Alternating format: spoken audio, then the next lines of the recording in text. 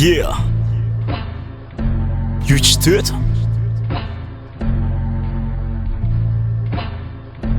Bola is D01. Hey, Joko Sares, you know. yeah. Mitandrema tsara anao Zandry fa lefty tsy vita niany tsara anao ma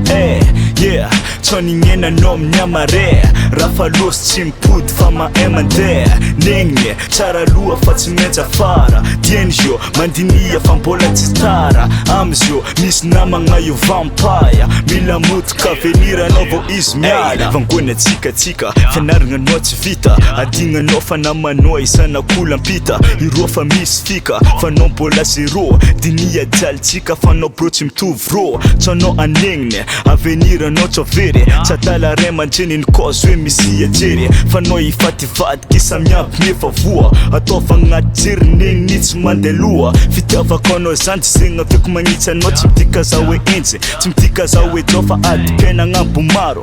tsy aritanao tsy overa aminay spita voatontotsa vonao tafoke Zandry mitandremanao fa lef gang namagnava izo maro tsy mitambitamby ya avenir anao tsy ndraiky dade fikasagna tanteregna jiaby mampamagy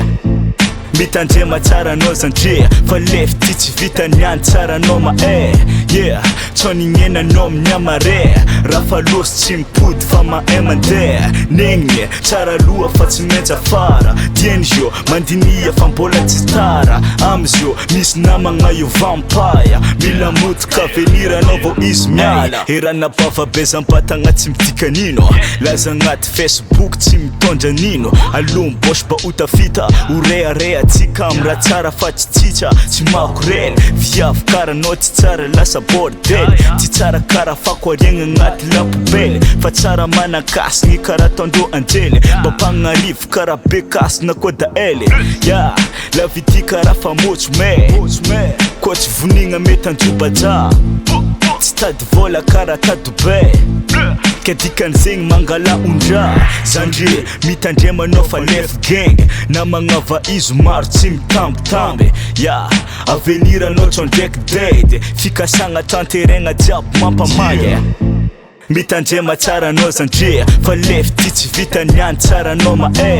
yeah. Tsonignena anao amin'ny amare raha fa losy tsy mipody fa mahay mandeha negny tsara loha fa tsy maintsy afara dieny mandinia fa mbola tsy tara amizio misy namagna io vampaya mila motoka avenir anao vao izy miala